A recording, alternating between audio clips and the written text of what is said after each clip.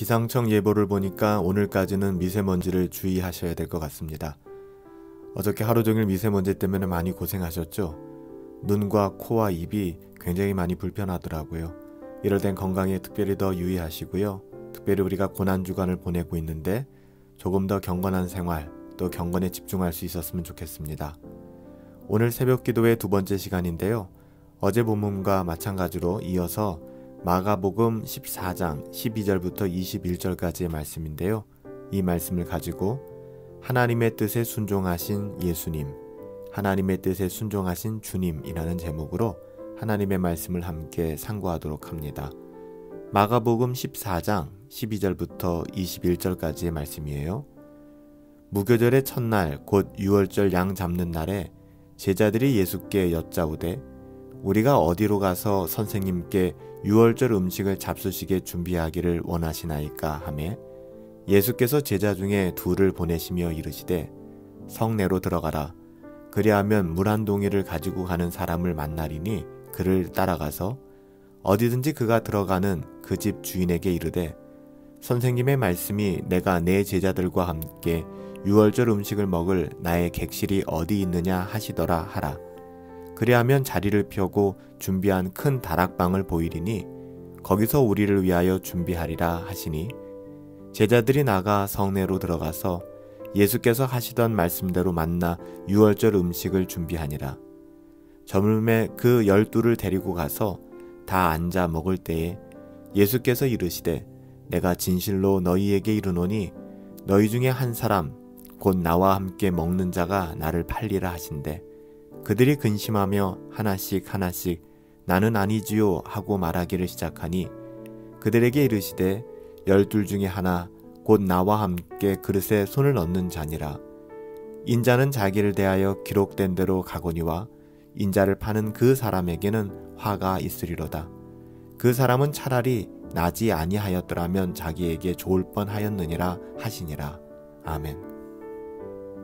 예수님께서는 이 땅에 섬김을 받기 위하여 오신 것이 아니라 섬기기 위하여 오셨다라고 누누이 말씀하셨습니다. 특별히 죄로 말미암아 하나님의 진노 아래서 죽을 수밖에 없었던 우리를 구원하시기 위해 그 고난의 십자가를 지시기 위하여 친히 이 땅에 오신 것이죠. 그래서 주님은 홀로 유월절 어린 양 되심을 피하지 않으셨습니다. 유월절 어린 양이 되심은 그의 피로 말미암아 애굽에서 이스라엘을 구원하신 출애굽의 역사를 이루신 것처럼 십자가에서 우리의 구원을 이루신 것입니다.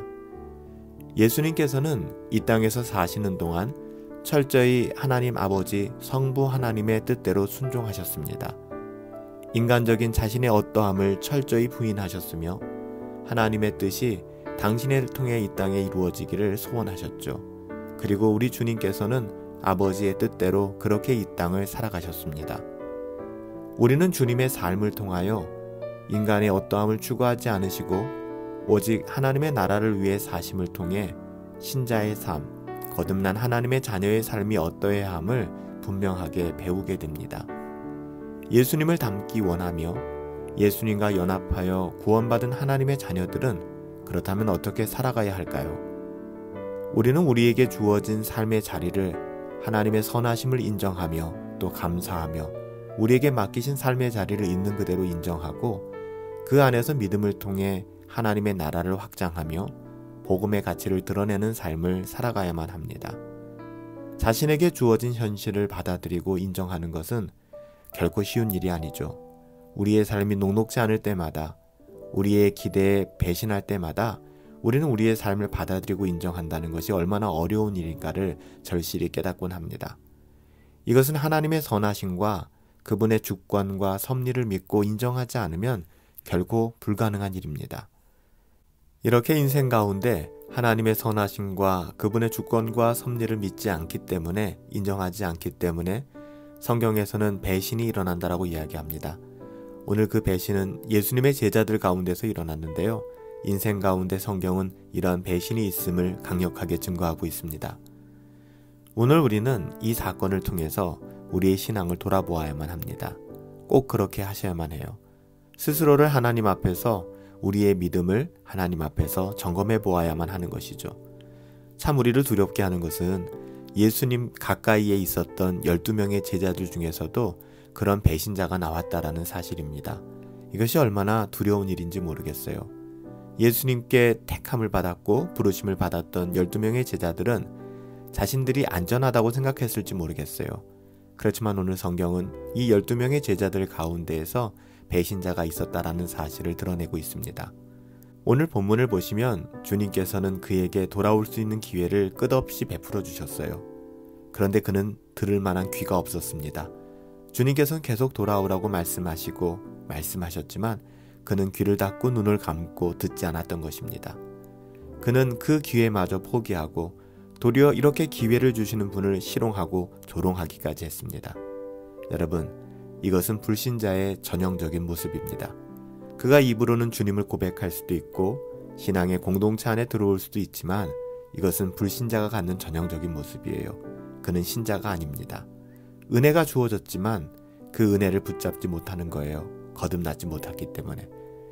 은혜가 주어졌지만 그 은혜를 붙잡지 못하는 것입니다. 왜요? 거듭나지 못했기 때문에 그렇습니다. 우리가 웨스트민스터 소유리 문답을 통해서도 지난주에 배웠지만 효과적인 은혜가 부르심이 그 안에 역사하지 않는 것입니다. 결국 유다에게 마지막 기회가 주어졌지만 오늘 본문에서도 예수님께서는 유다를 지목하여 이름은 부르지 않았지만 그에게 회개하고 돌아올 수 있는 기회를 주시지 않았습니까? 결국 유다에게 마지막 기회가 주어졌지만 그는 그것을 자기 영혼의 기회로 삼지 못했습니다. 거듭나지 못했기 때문에 그렇죠. 유다의 태도는 감추려고만 했지 스스로를 드러내고 인정하지 못했어요. 뉘우치지 않고 침묵으로 일삼는 태도는 그가 영적으로 눈이 어둡기 때문에 결국 깨닫지 못함을 증명해내고 있는 것이죠. 우리는 주님의 심판의 날, 그날이 도적과 같이 이르게 될 것임을 기억해야만 합니다. 우리가 지난 주일 말씀을 들었던 것처럼 나귀를 타고 입성하시는 예수님을 영접하지 아니하는 사람은 계시록에 기록되어 있는 것처럼 백마를 타고 나타날 다시 오실 그 주님께서 그 사람을 영접하지 않으실 것입니다. 우리는 주님의 심판의 날, 그날이 도적같이 이르게 될 것임을 기억하며 그날을 준비해야 합니다. 일상 속에서 너무 분주한 나머지 우리의 영혼의 실존과 주님의 뜻, 하나님의 뜻을 가볍게 여겨서는 안 돼요. 어제 우리가 짐 엘리엇의 이야기를 통해서 돌아보았던 것처럼 하늘의 그 영원한 것을 위하여 이 땅에 썩어질 어떠함을 기꺼이 포기할 수 있어야 한다는 것이죠. 세상의 어떠함에 눈멀어 복음을 보지 못하고 하나님의 영광을 보지 못한다면 우리는 너무나 불행한 삶을 살아가게 되는 것입니다. 참된 제자, 하나님의 자녀들. 참된 제자, 하나님의 자녀들이란 그리스도와 연합하여 살아가는 삶을 의미하지 않습니까? 자신에게 주어진 삶에 스스로의 한계와 범위를 정하는 것이 아니라 순전한 순종을 통하여 우리가 순종해야 되는 것은 우리 주님이 그러했듯이 오로지 아버지 하나님의 뜻입니다. 성경을 통하여 우리에게 분명하게 계시해 주신 하나님의 뜻이죠. 이러한 순전한 순종을 통하여 우리는 우리의 삶을 살아가야 하는 것입니다.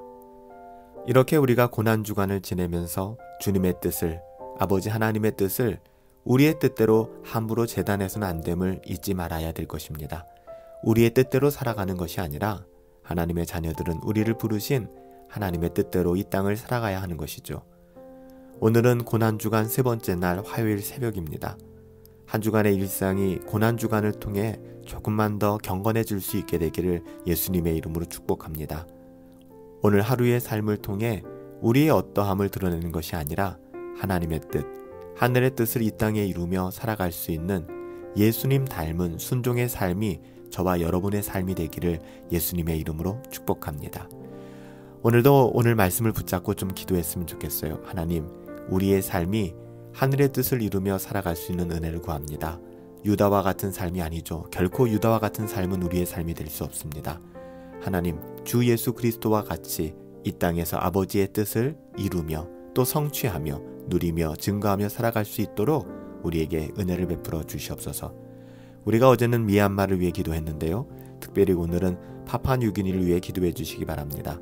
성경 번역 사역과 또 특별히 원주민들에게 복음이 전해지는 모든 사역들이 차질 없이 지속적으로 진행되게 하시며 이를 감당하고 계시는 박성교사님 부부를 하나님의 은혜로 지켜주시옵소서. 특별히 모든 풍토병과 사고로부터 안전하게 지켜주시고 또 자녀들의 학업 가운데에도 하나님께서 선한 길을 열어주시옵소서. 세 번째는 교회를 위해 동일하게 기도합니다. 오늘은요, 분당 허브교회가 생명을 전하는 공동체, 복음을 증거하는 공동체가 되게 하여 주시옵소서. 코로나로 인하여 움츠려들었던 전도의 열정이 다시금 회복되게 하시고 영원한 생명, 은혜의 복음을 전하고 더 많은 예배자들이 모여 하나님의 영광을 드러낼 수 있도록 은혜를 허락하여 주시옵소서. 특별히 이번 부활주일에 복음을 알지 못하는 분들을 예배 가운데 인도할 수 있는 환경과 또 상황도 허락하여 주사 우리 교회가 정말 생명을 전하는 일, 사람을 살리는 일, 아름답게 열매 맺을 수 있도록 하나님 도와주십시오. 이렇게 기도해 주시기 바랍니다. 오늘 새벽도 잠시 눈을 감아 오늘 들은 말씀을 붙잡고 또한 선교지 파푸아뉴기니와 또 우리 교회를 위해서 함께 기도해 주시기 바랍니다.